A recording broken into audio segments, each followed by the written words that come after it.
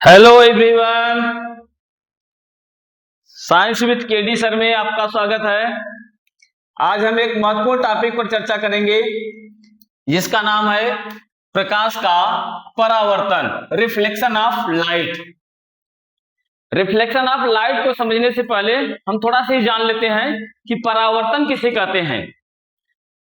किसी भी सतह से टकराकर लौटने की क्रिया को परावर्तन कहते हैं। परावर्तन ध्वनि में भी होता है, परावर्तन प्रकाश में भी होता है। जैसे हम पहाड़ों पे चलते हैं तो वहां छोटे छोटे कई पहाड़ होते हैं, तो उसमें अगर हम आवाज उत्पन्न करते हैं तो आवाज टकराकर लौटती है, जिसे हम कहते हैं ध्वनि का परावर्तन। किसी कुएं के पास जाकर कुएं में झांक कर अगर हम किसी प्रकार की आवाज उत्पन्न करते हैं तो वही आवाज पानी की सतह से टकराकर फिर वापस आती है, इसे कहते हैं ध्वनि का परावर्तन।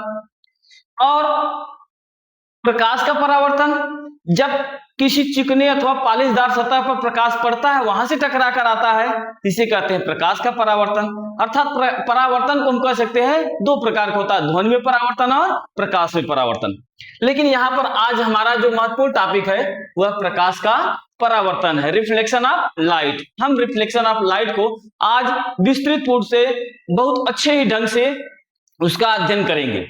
चलिए हम देखते हैं सबसे पहले प्रकाश का परावर्तन कहते किसे हैं, प्रकाश के परावर्तन की क्या परिभाषा होती है। तो इसमें लिखा गया है, जब प्रकाश किसी पॉलिशदार अथवा चिकने तल से टकराकर उसी माध्यम में लौट आता है तो इस घटना को प्रकाश का परावर्तन कहते हैं। जब प्रकाश किसी चिकने सतह, जैसे दर्पण हो सकता है, चिकना सतह क्या हो सकता है, दर्पण हो सकता है जिसकी एक सतह पर पॉलिश लगा हो, अथवा किसी पॉलिशदार किए हुए अन्य सतह से टकराकर वापस उसी माध्यम में लौट आता है, इस घटना को प्रकाश का परावर्तन कहते हैं, रिफ्लेक्शन ऑफ लाइट कहते हैं। बात आती है प्रकाश का परावर्तन को, यहां चित्र से हम समझ लेते हैं। मान लेते हैं एक दर्पण है, यह एक दर्पण है जिसकी एक सतह पर पॉलिश अथवा पेंट किया गया है, दूसरा सतह चिकना तल है जिसे हम परावर्तक तल कहते हैं। यहां से एक दर्पण पे तिरछी किरण गिर रही है जिसे हम आपतित किरण कहते हैं। यह किरण टकराकर वापस उसी माध्यम में चली जा रही है, इस माध्यम में ऊपर से आ रही है, फिर ऊपर टकरा कर चली जा रही है, इस पार नहीं आ रही है, तो इस घटना को हम परावर्तन कहते हैं। यह आपतित किरण है और यह जो टकरा कर लौट जा रही किरण उसको परावर्तित किरण कहते हैं। दर्पण पर गिरने वाली किरण आपतित किरण, टकरा कर जाने वाली किरण परावर्तित किरण। Incident ray and reflected ray. Incident ray माने आपतित किरण, रिफ्लेक्टेड रे माने परावर्तित किरण।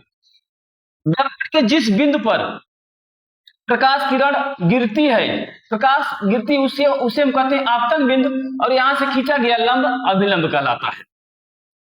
चलिए इसके विस्तृत वर्णन अभी हम थोड़ा सा बाद में फिर पढ़ लेंगे। पहले परावर्तन के नियम समझ लेते हैं हम। परावर्तन के नियम, परावर्तन के दो मुख्य नियम होते हैं।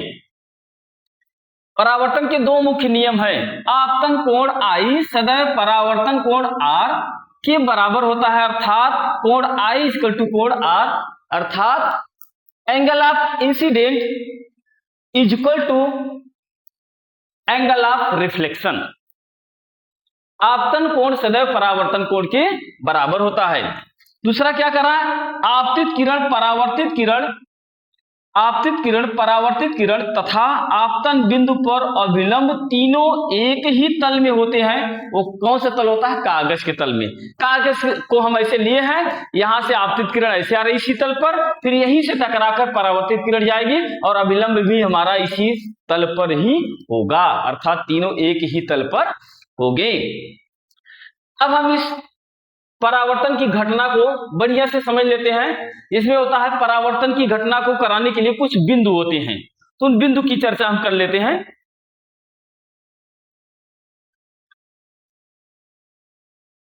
परावर्तन के मुख्य बिंदु जिन्हें हम कहते हैं इंपॉर्टेंट पॉइंट ऑफ रिफ्लेक्शन।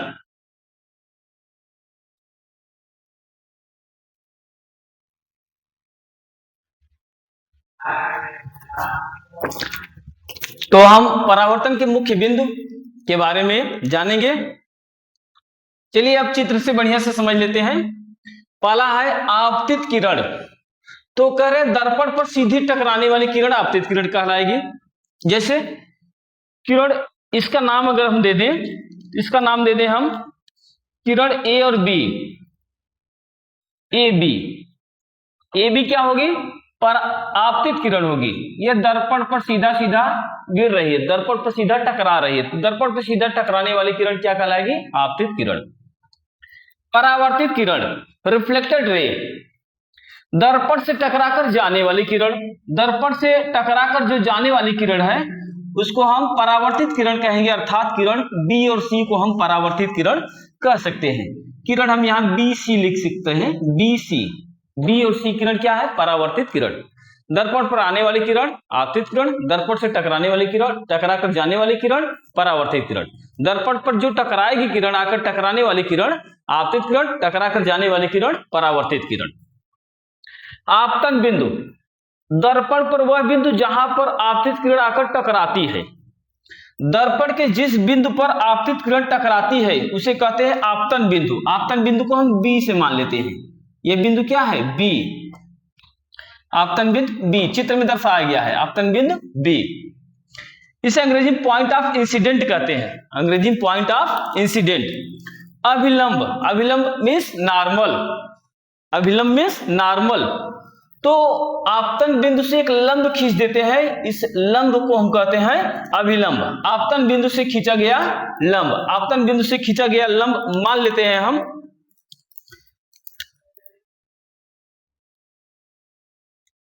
यल यम। यल यम क्या है? एक अभिलंब हो गया, इसको हम यल यम लिख सकते हैं यहां पर, यल यम, यल यम। इसके बाद है आपतन कोण, एंगल ऑफ इंसिडेंट। आपतन कोण, एंगल ऑफ इंसिडेंट। अभिलंब और आपतित किरण के बीच बने कोण को हम आपतन कोण स्मॉल आई कहते हैं। आपतित किरण और अभिलंब के बीच बना कोण स्मॉल आई आपतन कोण कहलाता है। इसके बाद है परावर्तन कोण, एंगल ऑफ रिफ्लेक्शन। बस अभिलंब और परावर्तित किरण के बीच बने कोण को हम परावर्तन कोण स्मॉल आर कहते हैं। परावर्तक तल, प्लेन ऑफ रिफ्लेक्शन, जिस तल पर, दर्पण के जिस तल पर आपतित किरण टकराकर वापस जाती है उस पूरे तल को कहते हैं हम परावर्तक तल, प्लेन ऑफ रिफ्लेक्शन। जिस तल से आपतित किरण टकराती है। इस प्रकार परावर्तन की घटना को हमने बढ़िया से पढ़ा, इसका अध्ययन अच्छे से किया गया। इसको फिर से एक बार दोहरा लेते हैं। प्रकाश के परावर्तन किसे कहते हैं? जब प्रकाश किसी पालिशदार अथवा चिकने सतह पर आकर टकराकर पुनः टकराकर उसी माध्यम वापस लौट जाए, इस घटना को कहते हैं प्रकाश का परावर्तन। हम दर्पण के सामने परावर्तन की घटना हम दर्पण का अध्ययन करके बढ़िया से समझेंगे। जब हम किसी शीशे दर्पण के सामने खड़े होते हैं तो हमारा एक प्रतिबिंब उसमें बनता है, यह एक परावर्तन की घटना होती है। परावर्तन के मुख्य बिंदु की बात किया जाए तो आपतित किरण मुख्य बिंदु इसमें होते हैं। आपतित किरण होता है, परावर्तित किरण होता है, फिर आपतन बिंदु, अभिलंब, आपतन कोण, परावर्तन कोण और परावर्तक तल, इसके ये मुख्य बिंदु होते हैं। तो इसके बाद हम पढ़ते हैं परावर्तन के प्रकार। जो प्रकाश का जो परावर्तन होता है, परावर्तन के प्रकार तो हमने ध्वनि में परावर्तन और प्रकाश से परावर्तन पढ़ा है, लेकिन अब हम प्रकाश में परावर्तन के प्रकार देखेंगे।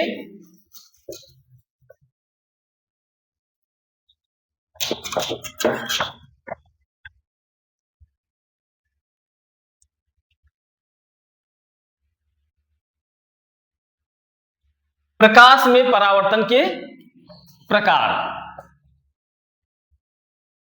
प्रकाश में जो परावर्तन होता है वो दो प्रकार का होता है। एक को हम कहते हैं नियमित परावर्तन और दूसरे को कहते हैं अनियमित परावर्तन। नियमित परावर्तन, नियमित परावर्तन जिसे हम कहते हैं regular reflection, regular reflection. Regular reflection मतलब होता है जब प्रकाश किसी चिकनी सतह पर टकराकर हमेशा केवल एक ही दिशा में परावर्तित होते रहे, एक निश्चित दिशा में परावर्तित होते रहे, इस घटना को हम नियमित परावर्तन कहते हैं। जैसे प्रकाश किरण यहां आया, पॉलिश बना लेते, पहले पॉलिशदार सतह है, पॉलिश नहीं बनाएंगे तो अपवर्तन हो जाएगा, प्रकाश किरण इस पार से उस पर चली जाएगी। अब यहां से प्रकाश टकरा कर वापिस चला गया, तो इस घटना को हम कहते हैं नियमित परावर्तन। प्रकाश किरण एक निश्चित दिशा में आ रही है और एक निश्चित दिशा में टकराकर वापस भी लौट रही है, इस घटना को कहते हैं हम नियमित परावर्तन। दूसरा क्या होता है? अनियमित परावर्तन। अनियमित परावर्तन, इसे हम कहते हैं इरेगुलर रिफ्लेक्शन। रेगुलर में एक आर होता था, इरेगुलर में 2 आर होता है, IRREGULAR, इरेगुलर रिफ्लेक्शन।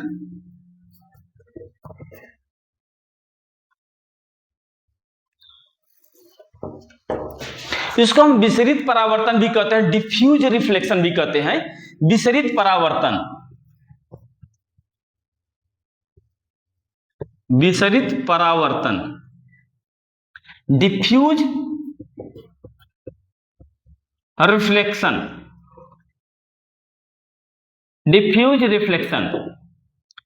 जो अनियमित परावर्तन होता है उसकी घटना को हम देखें कि जब प्रकाश किसी खुरदुरे सतह से आकर टकराए और एक निश्चित दिशा में इसका परावर्तन न हो, एक निश्चित दिशा में किरणें टकराकर वापिस न जाएं, इसकी दिशा निश्चित न हो, तो इस प्रकार के परावर्तन को हम कहते हैं अनियमित परावर्तन। प्रकाश किरण आ रही है, परावर्तित तो हो रही है, लेकिन इसकी दिशा कोई निश्चित नहीं है, एक ही निश्चित दिशा में टकराकर वापस नहीं जा रही है, इसको हम अनियमित परावर्तन कहेंगे।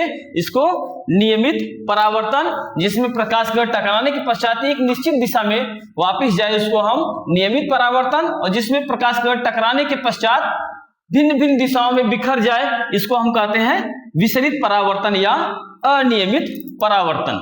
इस प्रकार से आज यह जो परावर्तन का टॉपिक था यह पूरा समाप्त हुआ।